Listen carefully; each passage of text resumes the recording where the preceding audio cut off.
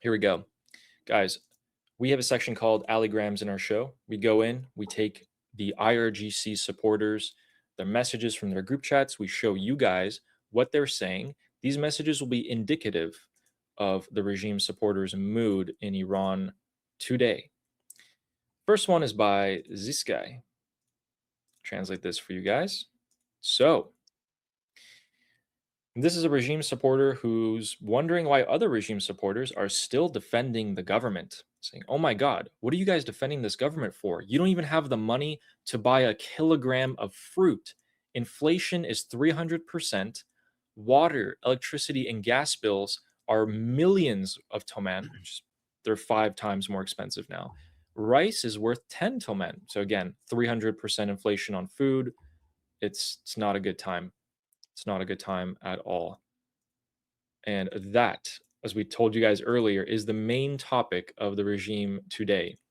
What the Can hell I are we going to mention why do? this? Yeah. Can I mention to people why this is so important? What Ali is showing us, because they what they were trying to sell us is that economic hardship would only bother the anti-regime people. These jihadi people, they don't care. They can tolerate being poor. They could tolerate economic hardship. They're resilient, okay, and they're not going to get bothered.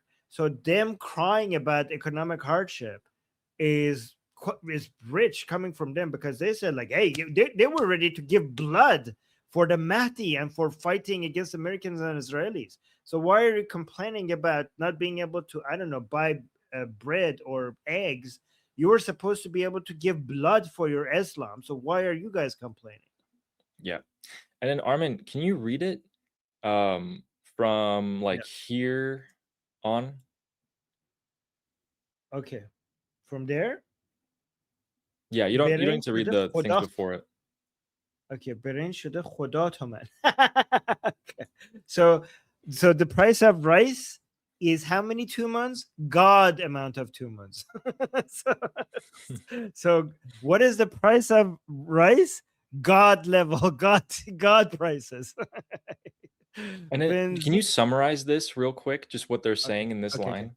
برنج شده خدا تو من، برنج شده خدا تو من، بنزین 87,000 تومن، 400 بیبرقی 200 بیابی. Okay, so rice is expensive. Fuel prices are so high. We have 4 hours of electricity outages, 2 hours of water outages, And stuff like then that. and then look at what they say next. This guy goes in on them.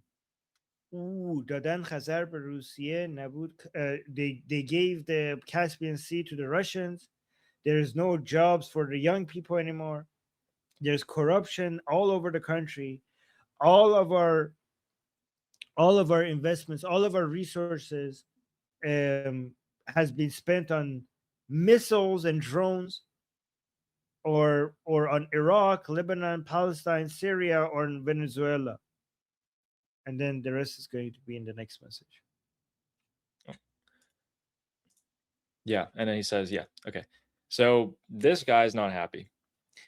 Not happy. Basically, what he's saying is, why are we still trying to wage a war? The price of basic food is sky high. Electricity, water. We can't keep going like this. That is the main point. And Armin said, these regime supporters who had it good for so long, they're starting to complain. That never happened before. Let me refresh this so the translator can keep up. Okay, here we go. All right. We got some fake news. We told you earlier that when Brad Cooper met with Al Zaidi, they met to disarm the militias. But then the Islamic Republic state media said, oh, yeah, it was actually Al Zaidi telling Brad Cooper, you got to get out of Iraq completely by September 30. So they're spinning it fake news. Here it is again. I don't know where this guy got this statistic, but he's like, CNN's controversial confession is that 88% of Americans say the war with Iran has been a failure and that the United States has not achieved its goals. They also said that the US president's popularity has fallen below 36%, which is unprecedented. The Epstein affair has not left Trump's lap, and is gaining wider dimensions, getting momentum every day. So 88% of Americans, damn, that's pretty high. 36% approval rating for cool. So this is what they're operating under, as if they, did this is their own numbers. 88% of this approval is for the IRGC. Yeah, go on. I mean, those numbers might be true, but here's a question: what is your approval rating in Iran? What is your approval rating, and what is the support for your war against the United States and Israel in Iran? Huh? What if we check? What can we have a poll on that? Do you want to run a poll on that? Yes. This is what they're operating under, by the way, just so you guys know. These aren't like normal, rational people. And if they are, they're being fed information that's completely bogus. Misinformation is running rampant, and censorship. They're not getting the correct info. We've showed you messages before. They say, "Oh my God, I gotta go grab foreign media and read that to get the correct news because our own media doesn't tell us the truth." Okay, we have someone here talking about the Mecca alliance between Pakistan, Saudi Arabia, and Turkey. He says, "Oh, so Erdogan and Pakistan also turned against us, the Islamic Republic, with this Mecca pact. This is the result of warmongering and hostility towards the whole world. And that's why the whole world will turn against the Islamic Republic. For example, if I were to fight and beat up all the neighbors in a 30-unit building, it would be obvious that the neighbors would unite with each other and make me miserable." A little bit of common sense there, refreshing common sense. Who knew? If you beat up everyone or you try to bully everyone, they will also get back at you. And let's see what the response is from another person to this message. Here we go. So the other person was like, "It's our own fault." This person is like, "What do you mean by warmongering? Iran wasn't the one who started it. Wouldn't it be better to condemn the enemy instead of condemning Iran and siding with the enemy instead?" They announced the Mecca Agreement, and they said it had nothing to do with Iran. Even our own news agencies reported that. Please keep believing that. Oh my God. That the Mecca Agreement has nothing to do with the Islamic Republic. That's, you don't even have to use your brain to realize that one. Our own news agencies reported it. Telling you guys, these guys are getting completely bogus info, and that's going to bite them in the butt pretty severely.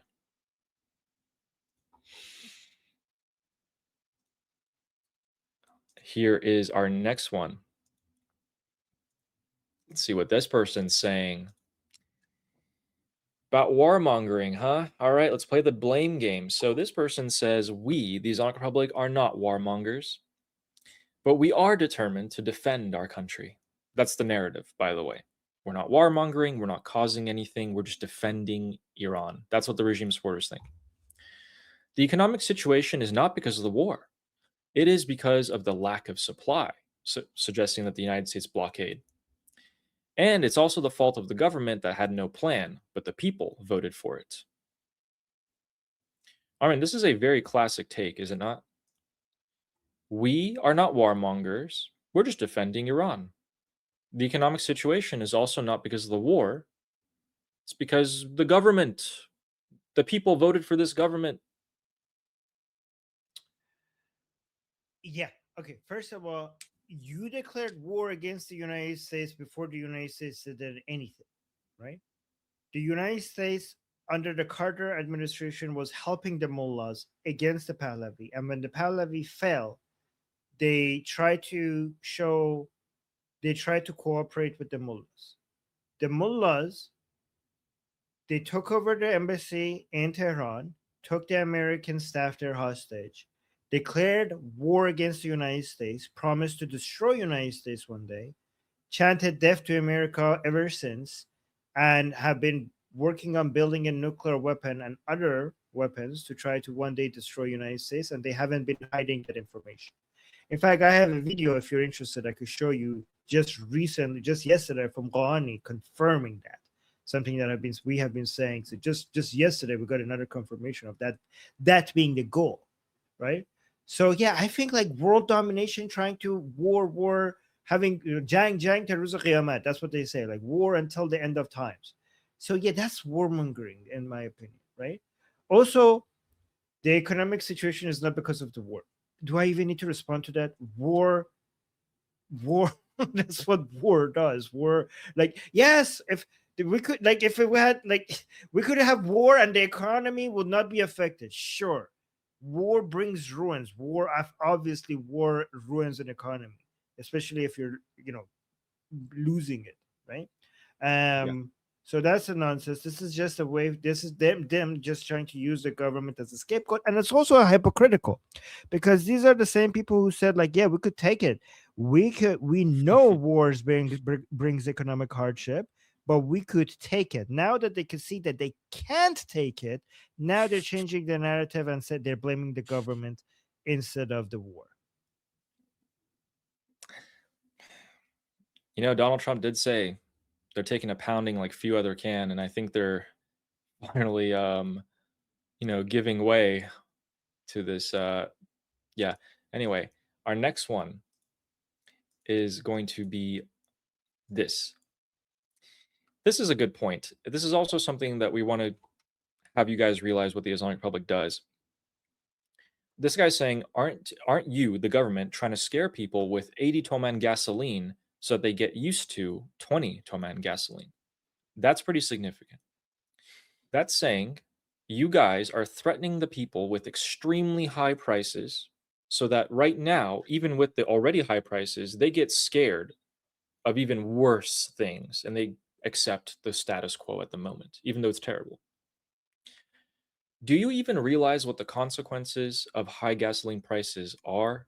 Why don't you understand that we have been crushed and crushed under the burden of high prices? Why don't you understand? Why don't you understand? You know what why this person is so stupid, Ali? These people think that Pezeshkian is just sitting there, and then he says like, hey, I could as easily have cheap gasoline prices, and I have two options, and I could just easily choose between low gasoline prices and high gasoline prices. And I'm just sitting there and let's go with high gasoline prices. As if it's up to him. The reason these people are like, oh, why are you doing this? Are you stupid? No, you idiot. You're the dumb idiot. You're the stupid one. Okay, the reason why gasoline prices in Iran are so low is because they're subsidized. They're subsidized with oil revenue. When there is not oil revenue, they can't get subsidized. What is he going to subsidize those prices with? They're making it seem like they don't understand. This is because of the entire regime. This is because of the Death to America chant that you were chanting for the past 47 years. This is you. You did this. You waging war against America, and now this economic blockade around you. It's not Pezeshkian, it's you. They're like, they're all trying to blame Pezeshkian as if he's just making this a decision because he hates them. Because Pezeshkian, like, why are you increasing prices? You shouldn't do that. As if he has any choice. There's not enough revenue to subsidize your fuel prices, you goddamn idiots. Yep. He's smart enough to realize that he's getting the wool pulled under his eyes, but over his eyes, but he's not smart enough to know why. He's like, I'm getting screwed over, but I don't know why. This is everybody just throwing Pezeshkian under the bus to save the rest of the regime. That's what's happening. Yeah. It has That's by nothing to do design. with him. Yeah, Yes. that's by design. Yeah.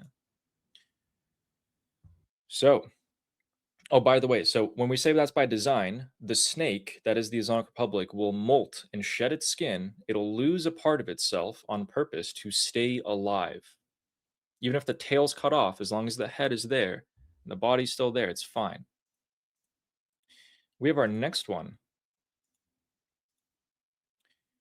This person is saying, when you go on Instagram and Telegram, they use Telegram in Iran the most. When you go on Instagram and Telegram and become familiar with the culture and mindset of most Iranians, you will see that this government and its policies still have many fans among many Iranians. This is because of the low IQ and intelligence quotient of most Iranians, which is why they cannot analyze issues properly, and that is why they support this government and its policies. So this person is alluding to the fact that perhaps the regime supporters are low IQ. I think this guy is a regime supporter. Okay, so when they Yes. say the government, they're not Yep. talking about the Exactly. regime. So they're talking about Pezeshkian. Okay, so guys, in Iran, the government doesn't actually mean the government. In Iran, the government means the executive branch.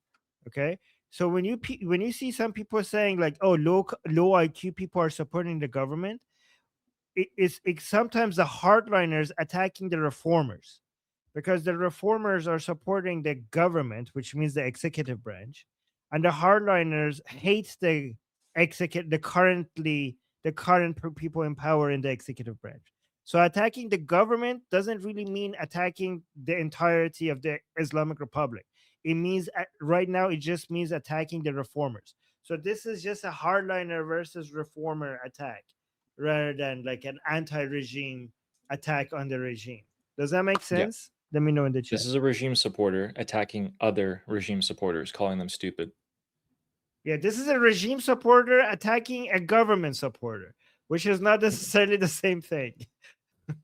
So many factions. My name is Armin Navabi. I'm an Iranian political analyst with decades of experience fighting the Islamic regime inside and outside of Iran. Make sure you follow me for more, and also make sure you join our discussion group. I'm there almost every single day. Come talk to me there and the rest of the people there in our group calls. It's a great place to meet and talk to people who like talking about politics. The link is in the description and or in the bio. You could also get there by scanning the QR code on the screen. See you there.